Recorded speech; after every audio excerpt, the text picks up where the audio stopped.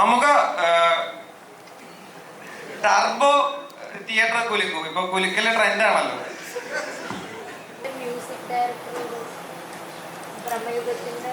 Music ഡയറക്ടറെ പറ്റി ഒക്കെ പറയണം.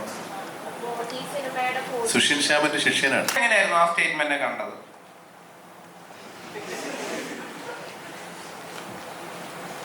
നിങ്ങളെപ്പോലെ തന്നെ പറഞ്ഞതേ ഉള്ളൂ. പ്രത്യേകിച്ച് ഒരു കാര്യങ്ങളൊന്നും പറയാനില്ല. നിങ്ങൾ എന്തും ചെയ്യും എന്നുള്ള തീരുമാനം എനിക്ക് സൂചിച്ചു. അല്ലേ, ടോട്ടലി ഫിക്ഷണൽ. ലൈഫ് സ്റ്റോറിയോ ഏത് ഫാമിലിനെയോ ഉദ്ദേശിച്ചൊന്നുമല്ല. It's a fictional story. നമുക്ക് ഇപ്പം മലൈക്കോട്ടെ വാലിബൻ തിയേറ്ററിൽ ഇറങ്ങിയതിനു ശേഷം അതിന്റെ പ്രൊഡ്യൂസർ പറയുണ്ടായി എന്നാണ്, മമ്മൂക്കയുടെ ചിത്രങ്ങള് പ്രേക്ഷകര് ഇരു കൈ നീട്ടി മമ്മൂക്കയുടെ പരീക്ഷയുടെ ചിത്രങ്ങൾ സ്വീകരിക്കുന്നു എന്ന് വന്നു.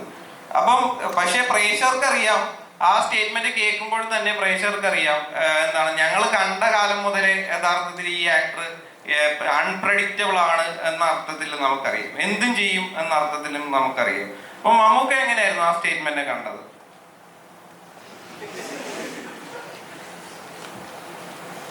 നിങ്ങളെപ്പോലെ തന്നെ പറഞ്ഞതേ ഉള്ളൂ. പ്രത്യേകിച്ച് ഒരു കാര്യങ്ങളൊന്നും പറയാനില്ല. നിങ്ങൾ എന്തും ചെയ്യും എന്നുള്ള തീരുമാനം എനിക്ക് സൂചിച്ചു.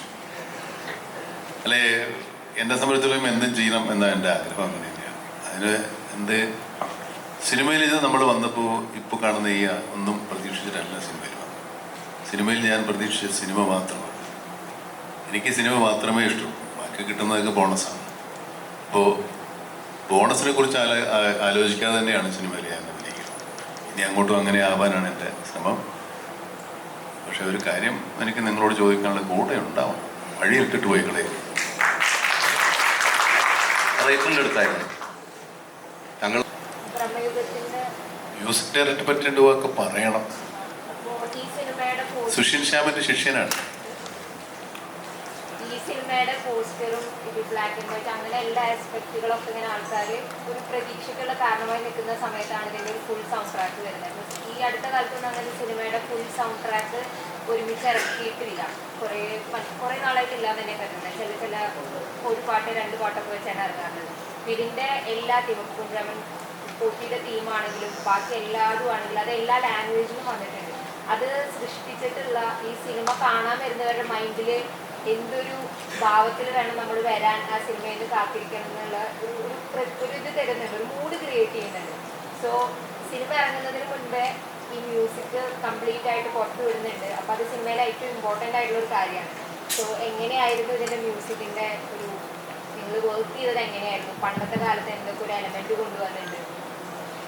മാക്സിമം സൗണ്ടിൽ കാലഘട്ടം ഫീൽ ചെയ്യിക്കാൻ ശ്രമിച്ചിട്ടുണ്ട്. എന്താ പറയുക, ഇങ്ങനെ ചെയ്തു പോയി. എങ്ങനെയൊക്കെ സാധനം വന്നു. മറ്റേ ഷൂട്ടിൻ്റെ സമയത്ത് ഞാൻ ലൊക്കേഷനിൽ പോകുമായിരുന്നു. ഞാൻ രാഹുലേട്ടനായിട്ട് സംസാരിക്കും. അങ്ങനെ ഞങ്ങൾ പ്ലാൻ ചെയ്ത് കുറച്ച് സാധനങ്ങൾ ഞാൻ ആ സമയത്ത് അയച്ചു കൊടുക്കും. അങ്ങനെ പ്ലാൻ ചെയ്ത് പെട്ടെന്ന് ഉണ്ടായല്ല, കുറേ വർക്ക് ചെയ്ത് തന്നെ അങ്ങനെ പെട്ടെന്ന് ഉണ്ടാകുന്ന പരിപാടിയല്ല. നല്ല സാധനം ആയി വരാൻ വേണ്ടി മാക്സിമം പണിയെടുത്ത് നന്നായിട്ട് വന്നിട്ടുണ്ടെന്ന് വിചാരിക്കുന്നു. ഇതിൻ്റെ ഇനീഷ്യൽ നമ്മുടെ ഷൂട്ടിൻ്റെ മുമ്പ് ക്രിസ്റ്റുവിനെ ഞാൻ പരിചയപ്പെടുകയും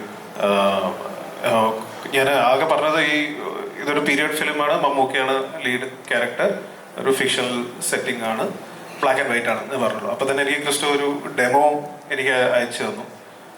അതിലാണ് ഞാൻ ഭയങ്കര ഇൻട്രസ്റ്റ് ആയത്. സോ അന്ന് തൊട്ട് എനിക്ക് തോന്നുന്നു നമ്മൾ പിന്നെ ഫുൾ കുറേ ഇരുന്ന് അതിനെക്കുറിച്ച് സംസാരിച്ച് ഓരോ സ്റ്റേജിലും ഷൂട്ടിംഗ് സമയത്തും ക്രിസ്റ്റോ വന്ന് ഓരോ സീനിനും ഇങ്ങനെ സ്കോർ ചെയ്യാം എന്ന് പറഞ്ഞിട്ട് അങ്ങനെയാണ് അത് ഷേപ്പ് ആയി വന്നത്. പിന്നെ ഞാൻ ലൊക്കേഷനിൽ പോയ ടൈമിൽ വിഷ്വൽ നമ്മൾ കാണും. രാവിലെ തന്നെ ഓരോന്നും കാണിച്ചു തരാം. അപ്പോൾ വിഷ്വൽ കാണുമ്പോൾ ഒരു എനർജി ഭയങ്കരമായിട്ട് എനിക്ക് കിട്ടിയിട്ടുണ്ട്. ആ എനർജിയുടെ റിസൾട്ട് ആയിരിക്കാം മേ ബി നന്നായിട്ട് വന്നിട്ടുണ്ടെന്ന് വിചാരിക്കും. സിദ്ധാർത്ഥനോടാണ് ഒരു ക്വസ്റ്റ്യൻ. ഇവിടെ ഇപ്പൊ മമ്മൂക്കയുടെ കൂടെ തന്നെ 2 ഫിലിമില് ഒരുമിച്ച് അഭിനയിക്കും. സൂക്കയിലും ഉണ്ട്. ഇപ്പൊ എല്ലാവരിലും ഒരു മമ്മൂക്ക ആരാധകനുണ്ട്. അപ്പോൾ മമ്മൂക്കയുടെ ഇങ്ങനെ ഡേറ്റ് ഇട്ട് അല്ലെങ്കിൽ സിനിമ ചെയ്യാൻ അവസരം കിട്ടുക എന്ന് പറയുമ്പോൾ അദ്ദേഹത്തിനെ കൊണ്ട് പുതുതായിട്ട് എന്ത് ചെയ്യിക്കാം എന്നുള്ളൊരു തോട്ട് ഇവിടെ എപ്പോഴും റെലവെന്റ് ആണ്. ഇപ്പോൾ അൻവർ റഷീദൊക്കെ ഏകദേശം 9 മാസത്തോളം ആലോചിച്ചിട്ടാണ് ഊമയായിട്ട് മമ്മൂക്ക ഇതുവരെ വേഷം ചെയ്തിട്ടില്ല. അങ്ങനെ അണ്ണൻ തമ്പിക്ക് ഉണ്ടാകുന്നത്. അപ്പോൾ ഈ പറഞ്ഞ പോലെ പുതുമ തേടി പോകുന്ന ഒരു നടനിലേക്ക് സിനിമ എത്തിക്കുമ്പോഴുള്ളൊരു മെയിൻ റിസ്ക് ഫാക്ടറാണ് ശരി. അല്ല, ഇപ്പോഴത്തെ ഒരു ടൈം വെച്ച് നോക്കുമ്പോൾ ഓഡിയൻസ് നമ്മളെല്ലാവരും അത്രമാത്രം ഡിസ്ട്രാക്റ്റഡ് ആണ്. അപ്പോൾ ഒരു കോൺസെപ്റ്റ് എഴുതുമ്പോൾ അത് എത്ര നേരം അവരെ ഹുക്ക് ചെയ്ത് ഇരുത്താൻ പറ്റും എന്നുള്ളൊരു ഇൻറ്റൻഷനിലാണ് നമ്മളൊരു കഥ എഴുതുന്നത്. അപ്പോൾ എൻ്റെ എല്ലാ ഫിലിം മേക്കേഴ്സിനെ പോലെയും ഒരുപാട് പേര് സ്വപ്നം കാണുന്നത് പോലെ എൻ്റെ വലിയൊരു ആഗ്രഹമായിരുന്നു മമ്മൂക്കയെ വെച്ചൊരു പടം ചെയ്യാന്നുള്ളത്. അപ്പോൾ അത് എൻ്റെ ആദ്യത്തെ പടം 2012 റിലീസായത്. ഒരു 10 കൊല്ലത്തിന് ശേഷമാണ് ഭൂതകാലം വന്ന്. അപ്പോഴൊക്കെ മമ്മൂക്കയെ വെച്ച് ഒരു പടം ചെയ്യണം എന്ന് ആഗ്രഹം ഉണ്ടായിരുന്നു. ബട്ട് ബിഫോർ ദാറ്റ് ഒരു concept it has to be worthy of his time to portray the character എന്നെല്ലാം. സോ അത് റെഡിയായാൽ മാത്രമേ നമ്മൾ മമ്മൂക്കടുത്ത് പോയിട്ടൊന്ന് ഓക്കെ ഇങ്ങനെ ഒരു കോൺസെപ്റ്റ് ഉണ്ട് ഇക്ക, അത് ഞാൻ പറയും ഇക്ക, അത് അപ്പം തന്നെ എക്സൈറ്റ്മെന്റ് കാണിക്കും. അങ്ങനെയാണ് അത് ഫോമായി വന്നത്.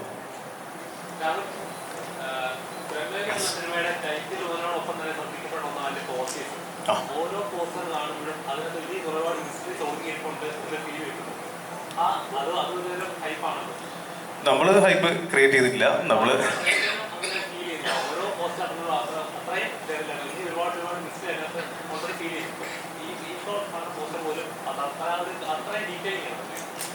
അത് സിനിമയിൽ ഉള്ള സ്റ്റിൽസ് തന്നെയാണ് നമ്മൾ പുറത്ത് പോസ്റ്റേഴ്സായി വിട്ടത്. അത് ഡിസൈൻ ചെയ്തിരിക്കുന്നത് എസ്തെറ്റിക് കുഞ്ഞമ്മ എന്ന് പറഞ്ഞ ടീമാണ്. അരുണാണ് അത് ലീഡ് ചെയ്യുന്നത്. അപ്പോൾ അരുണായിട്ട് മുമ്പ് വർക്ക് ചെയ്തിട്ടുണ്ട്. ഭൂതകാലത്തിലും പുള്ളി തന്നെയാണ് ഡിസൈൻ ചെയ്ത് തന്നെ. സോ എക്സൈറ്റ്മെന്റ് ക്രിയേറ്റ് ചെയ്യുക എന്നുള്ളതാണ് ഞങ്ങളുടെ ഇന്റൻഷൻ. അത് എത്ര നല്ല രീതിയിൽ അത് പോർട്രേ ചെയ്യാൻ പറ്റും, യുണീക്ക് ആക്കാൻ പറ്റും എന്നുള്ള ഇന്റൻഷനിൽ തന്നെയാണ് we try to design that. അത് ക്ലിക്കായി. അത് എനിക്ക് ഫസ്റ്റ് മമ്മൂക്കയുടെ ക്യാരക്ടർ പോസ്റ്റർ വരുമ്പോൾ തന്നെ ഞങ്ങൾക്ക് എല്ലാവർക്കും ഒരു എക്സ്പെക്ടേഷൻ ഉണ്ടായിരുന്നു. ഓക്കെ, നമുക്ക് ഇങ്ങനെ കാണാൻ ഒരുപാട് പേര് ആഗ്രഹിക്കുന്നുണ്ട്. സോ അതെന്തായാലും എല്ലാവരും കാത്തിരിക്കും എന്നുള്ള. അങ്ങനെയല്ല, എനിക്ക് ഹൊറർ പൊതുവെ ഇഷ്ടമാണ്, ജോണർ ഇഷ്ടമാണ്.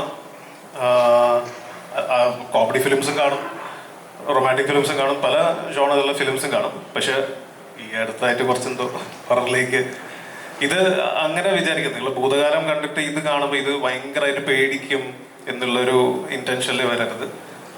ഹൊററിൽ തന്നെ പല സബ് ജോണേഴ്സും ഉണ്ട്. കോമഡി ഹൊറർ ഉണ്ട്, സൈക്കോളജിക്കൽ ഹൊറർ ഉണ്ട്, പാരനോർമൽ ഉണ്ട്, സ്ലാഷർ ഹൊറർ ഉണ്ട്. അപ്പോൾ ഈ പ്രീവിയസ് ഫിലിമിന് ശേഷം ഇനി എന്ത് ഡിഫറെൻ്റ് ആയിട്ട് ചെയ്യാൻ പറ്റും, എന്തൊരു എക്സ്പീരിയൻസ് കൊടുക്കാൻ പറ്റുന്നതായിരുന്നു എൻ്റെ തോട്ട് പ്രോസസ്. സോ അങ്ങനെയാണ് ഇതിലേക്ക് വന്നത്. നമുക്ക് ടർബോ തിയേറ്റർ കുലുക്കും. ഇപ്പൊ കുലുക്കല് ട്രെൻഡ് ആണല്ലോ.